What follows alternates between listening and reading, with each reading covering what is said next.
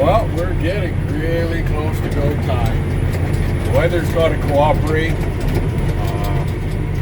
Looks pretty good in the next couple of days. Currently, we got almost everything ready to go. A couple things that are just small, minor details, nothing that's going to hold us up. Right now, I'm out harrowing. I like to call it turning diesel into dust. And this was a barley field last year. It's like 145 acres on this one, I think. Most of our cereal straw is kind of tough, so we like to harrow it when we can in the corner here. So it's a little rough because typically, see, we sow this east and west, and coming up right here, it's hard to make out, is, there it is, that's one of our sprayer runs. This is another one. So we had like 8 years where we used almost the exact same sprayer tracks because we had a 100-foot sprayer. So all of our tracks should be different this year now that we have the 120-foot sprayer. But harrowing, you want to do it at a slight angle. So this is the way we seed. This is actually the way we harvested it. So I'm kind of going, you don't have to go. If you look, you can see some strips there. But the idea is you're just trying to get a uniform spread of all the chaff and leftover straw. So if you were to go exactly with the path that the combines took, you would just have a couple, you wouldn't be spreading it, you'd be concentrating it or dragging it down the same path. So the biggest thing is you want to, like, if the combines went this way, you want to be slightly off. I'm just trying to get a good spread because I want to try and fill this guy up again. Not fill it, but this was underwater right here last year. Part of it, I want to go really hard across, and I'm hoping to drag a little more straw and chaff into here to get some more organic material in and hopefully compete a little bit, try and reclaim a little bit of the slough that was lost in Kosha for years and years. So like, yeah, we would have been a foot underwater at that point. I think I went through part of it with the sprayer last year, but I ended up having to come back, and this was the only spot I couldn't disc in the spring. But we were able to get a lot of acres back in the fall because it was so dry that hadn't been farmed in 10 or 15 years. Let's get back online here. Oh, didn't engage. Come on back. I need to be under 6 feet to engage it. And usually once it's like a foot or two, then I kick her wide open. All 9 mile an hour wide open.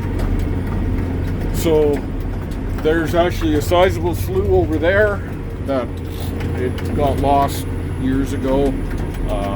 There's a lot down south, and you know what, who knows, if it gets wet and we lose it again, oh well, I'm out a little bit of diesel. But if it produces for even a couple of years, or you know, I make solid money off of that. But even if we seed through it this spring and then it gets wet and the crop drowns out, we're probably not going to lose the whole 100% of it. Like we'll shrink her down, and it might be a slough that big. And then yeah, so you kind of, any chance you got to take advantage of it and try and reclaim your land and take care of it as best as you can.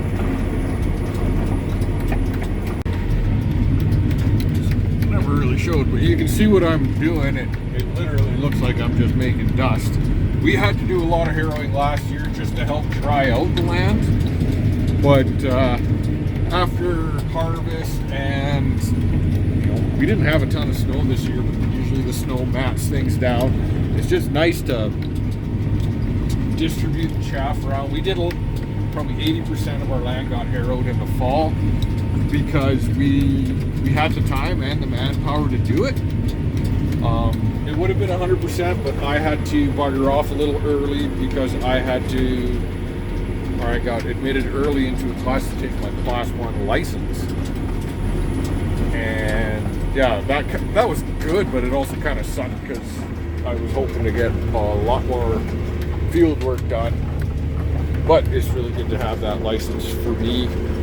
We'll probably be buying a sim in the next couple of months here, I would hope. Trying to go through the corner. Disengage you. So this is going to be peas.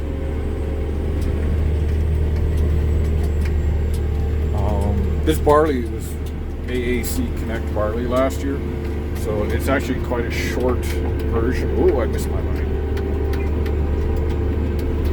Harrowing, you don't need world-class precision for it. Like I said, we're just trying to spread the chaff evenly, the trash, but it does help. This is just an older GPS, and it's not all that snappy, and the motor's a little sketchy at times, so try your best. So this is peas, gonna be peas. I don't know the last time, I'd have to go check the books, that there's been peas here. Hopefully it's been over 5 years. I know it's been at least 4, or this will be at least 4. There's never been peas on it since I started farming it. This is my 3rd year. The year before was wheat, and I'm not sure if before that was, I think it was canola. Have to double check. But there's not a lot of rocks around here. This is one of our better corners for rocks. There might be a couple stone pickers full. There's some around the leases, it seems, the oil leases, and a couple in the low spots. And I know there's 1 or 2 out in the middle of the field, but overall it's really good, which is great because we have to pack it, to roll it afterwards, to get the little triangles, the peak of your furrows. Try and get those flattened out, and you kind of want to bash any big rocks in if you can't pick them, or loose ones, because the peas would tend to fall flat towards the end, and they will we have to cut about that far off the ground, so we have our flex header going, but we don't want to flip a rock up. So I know we picked up a sizable rock actually over here might have been that corner when we moved here at night, and we caught one. I remember now that I think about it, but I think that thing rode around in the back of my truck for about 2 weeks before I found it. Oh, there's one right there. That's not the same one, but yeah, so we're hoping to have a good year. I hope a lot of people do, and I'm super excited because we're definitely less than a week away. So we use RTK or RTX range point on the seeder, and I'm trying to remember what else we use on the sprayer. But this old Trimble, it's not even I think it's an Easy Guide 250 or something like that. It's just on WAS. And one of the biggest differences between WAS and everything else is what they call a 15-minute repeatability. So if you look, everything's nice and straight. That's not a problem with WAS. There's a little bit of deviation, but that's also with the sensitivity of our machine. What you will notice is that with 15-minute repeatability, it means that when it jumps between satellites, you might have a slightly different datum. So what I did when I started this field, I actually picked up this line and I went that way. So you'll notice I'm about 8 to 10 feet overlapped. So Because I worked this way, I finished that, I kind of did around the headland, and I came back on this one. And I just wanted to kind of show you, that's the difference from there to there. That's the satellite error between when it switched and where it thought I was on the last one. There is still some. I think the repeatability is a lot higher with RTK and all that. With range point, we've actually had it where we've left it overnight and we were able to pick up the exact same line with no error. So something cool, some people don't realize about GPS is the repeatability. I notice it a lot on the sprayer because we happen to do something similar where, say I spray out a field, get halfway done, and I run out and I have to run back to the farm, fill, and come back, so it's half an hour, and I'll come back and I'll notice, like, even on the same run, I'll be a couple of feet difference. Not usually this 8 feet, but that's about an hour and a half difference. Kind of realized I cut myself off mid-thought, but when I was saying how the sprayer, like, I'll come back after half an hour and I'll notice it's off by like 2 feet. It's the tracks I can tell, not the application. But something I will do is I will nudge my AB lines over to match it, so that and this was in the old sprayer in the 3330. I haven't even sprayed a load yet in the 4440, so I can't comment on that because I think it's unlocked. The RTK is unlocked on that. But is that my nephew's? No, somebody else. I thought it was my brother bringing the nephews out. It might be. I think it is.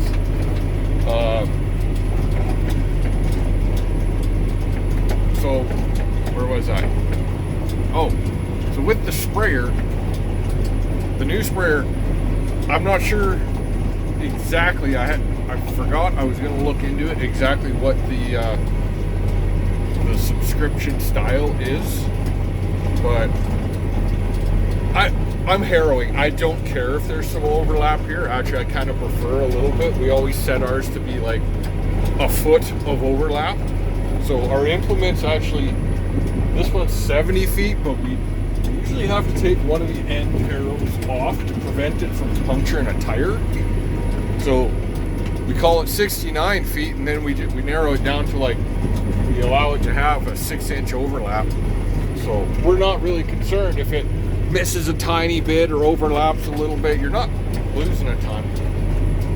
With the sprayer, though, you don't want to be double applying chemical on a lot of things because, A, you're wasting money, B, some of it is, okay, your crop can take X volume of chemical A.